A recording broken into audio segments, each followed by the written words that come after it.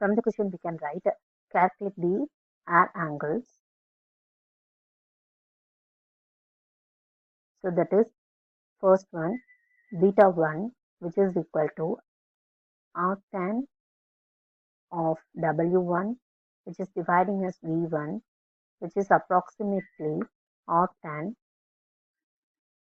of 1. The value is approximately 45 degree. And then second one, alpha 2, which is equal to arctan of W2 minus U, which is dividing as V of 1, that is approximately arctan of minus 2.55, which is approximately minus 67.7 degree. And then third point,